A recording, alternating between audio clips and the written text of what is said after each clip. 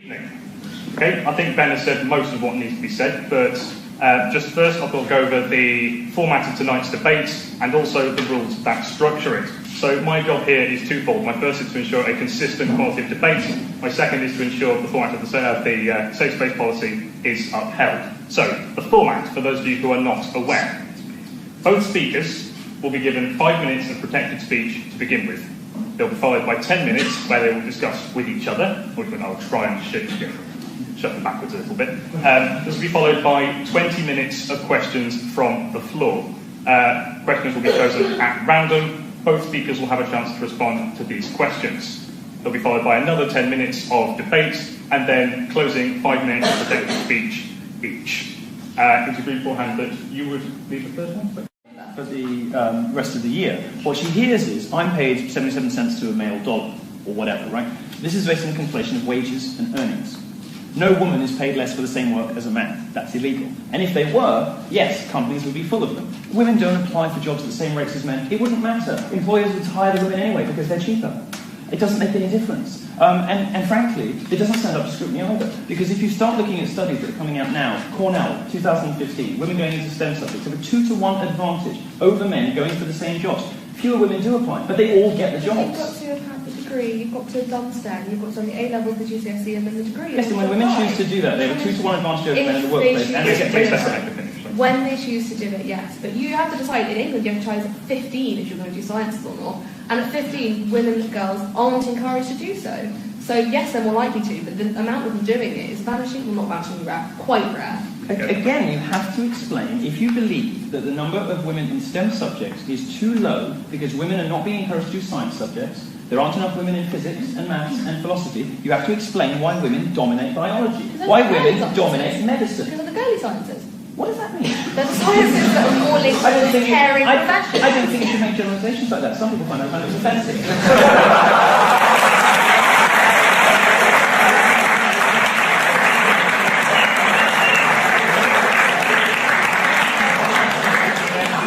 Would you care to define what you mean by girly sciences, particularly medicine and vet med, there's a caring aspect to those when you're working. They're the kind of nurturing. That's not what I said.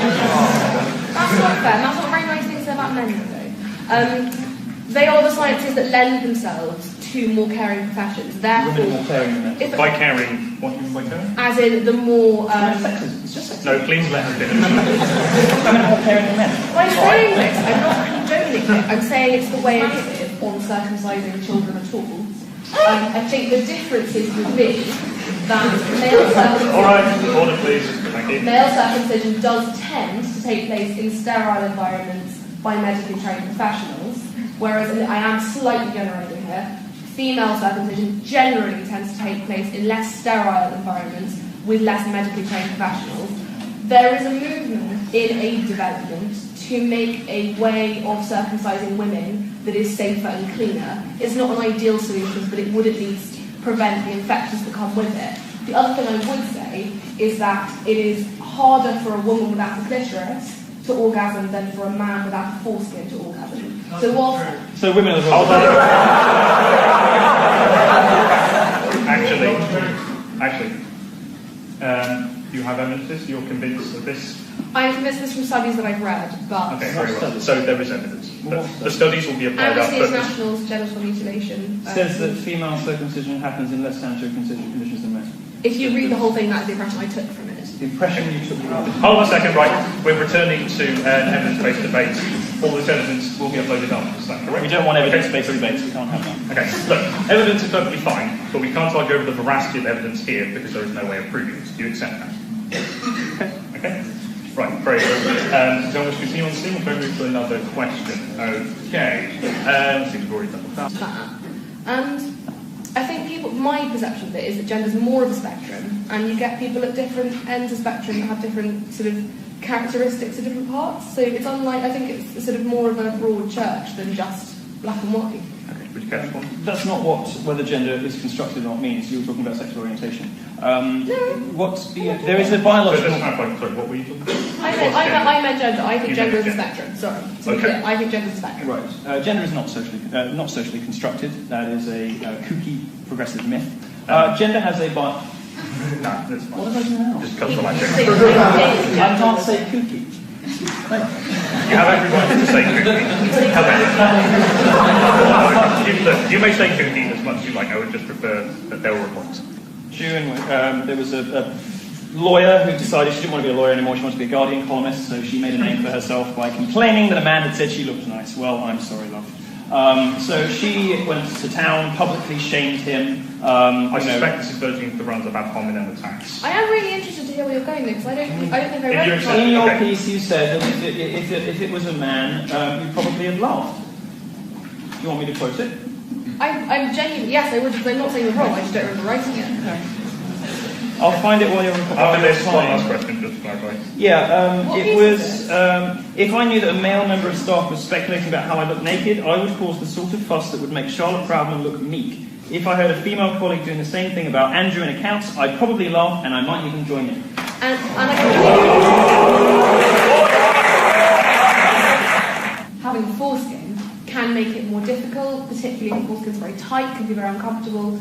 I've read a lot of different reports from men who found that not having a foreskin has made things better, but I have also read men who said, obviously it desensitizes it because there's no barrier for friction. So I don't think it is comprehensive and it's harder to orgasm without a foreskin. But I would say that for me personally, everybody should be keeping their foreskins, everyone should be keeping their clitorises. Let's not genitally mutilate children.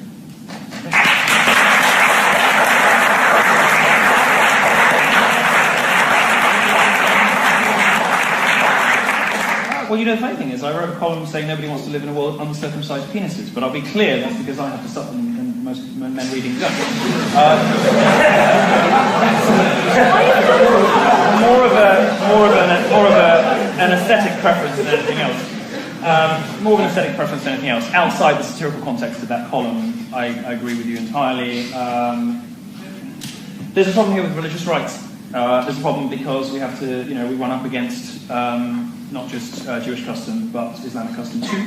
And of course in the US, although the trend is away from circumcision, there was a time when pretty much everyone got circumcised in the US.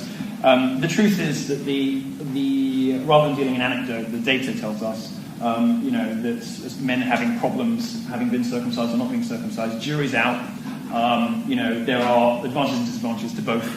Some people get very upset about this because they try to equate, circumcision with female genital mutilation. I think it's a bad comparison for a lot of reasons. I suppose the bottom line is the humane answer to this. The only real conclusion you can come to when you set the jokes aside is we shouldn't be doing it. Can I just say one other thing? One of the other really big problems is there's this perception that circumcision is cleaner, and I think that's something we could really do to work against because there's no good evidence that as long as you have good hygiene in the first place, you need to not have foreskin. You're right about that. We agree on that. Yeah, I'll just say, if already it is illegal by law to pay a man more than a woman or a woman more than a man, why then? Firstly, why is the pay gap still exist in your mind back then? And secondly, what can you see about doing about it beyond making it illegal that can change the situation? Sorry, but it sounded like you said the pay gap in my mind, and that's what you meant, but it's not in my mind. What I would do about the pay gap would be, there's been a movement to publish more widely statistics, the figures of what people get paid. But it is already illegal. Do you want to hear me talk, or do you want to talk? Hold on a second. It's an entirely valid point you made. Sir, could you please allow us to finish?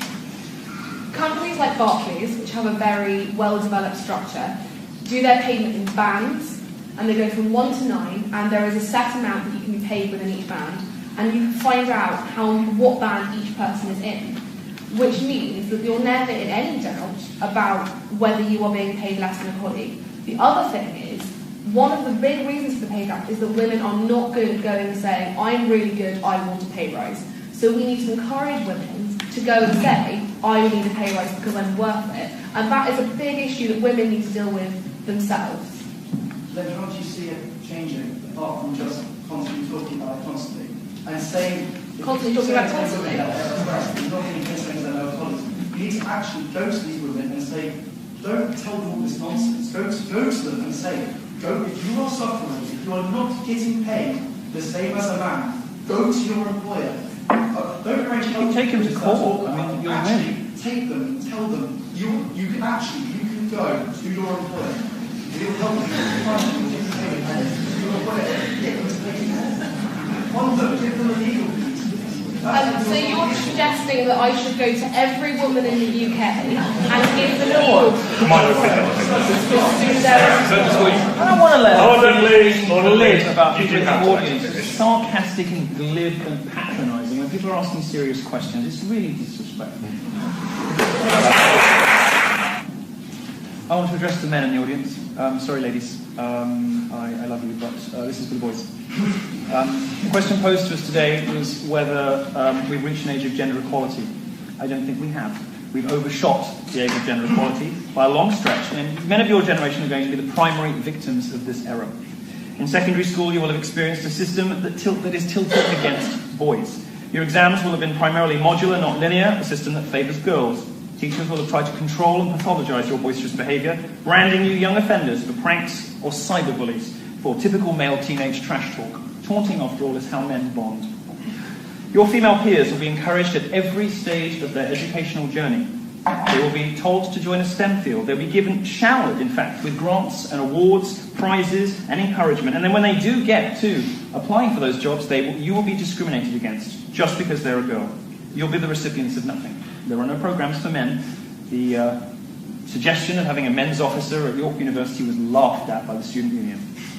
At university, you will be told that you're rapists in waiting, that you need to attend consent classes. Your natural love and affection for women will be neutered. You will be faced with an impossible choice: suppress your natural, healthy romantic interest in women or risk a charge of rape or sexual harassment. If you speak out against this hostile and unfair environment, you will be persecuted by rabid mobs of politically correct lunatics, as well as the full force of the establishment media as well. When your studies are completed, you'll enter a jobs market that is stacked against you. With companies pressured from all directions to hire women, you will be at a 2-to-1 disadvantage if you are in STEM subjects, and possibly worse in others. If you do happen to land a job, a single inappropriate remark or a single accusation of an inappropriate remark or any unsubstantiated allegation can destroy your reputation forever. Despite all this, I'm not worried for you, because you're men. Your incalculable, intolerable, impossible obstacles have been placed before you precisely to overcome. And overcoming is what men do best. It's in the nature of men to battle on under impossible odds. We do that in war, we do that in all sorts of things, and we will do it here. Throughout your education, you will have been fed a grim history of what men have done through the centuries. You'll be told that straight white men are worse than the Nazis. You'll have been told nothing good about your sex, your race, or your orientation. But I'm going to tell you something good, and it is, if the patriarchy exists, women should be grateful for it. It is what took us to space. It is what builds roads. It is what built the internet. It is what protects and provides for women. If it exists, thank God it does. With their strength and determination, men have tamed the wilderness. Men built cities and walls around us. They built the buildings that we're in. And their curiosity led us to explore the oceans. Their ingenuity has allowed us to reach the moon. And whenever, feminism rises up and tries to ridicule you, to demean you for what you are, and, it's interesting, I was going to talk at this university, right, and I was called by my interlocutor a troll. She said it would demean the institution to have me here. When she talked about a Sunday Times article by a respected journalist, she sought to demonise him, even though he's not here to defend himself. She said Martin Daubney was a bad person. Martin Daubney is a close friend of mine. He's a great person. He spent the last 5 years of his life advocating for the rights of men and boys. But this is what they do. Don't pay any attention to it. Don't listen to it. We're not in an age of gender equality.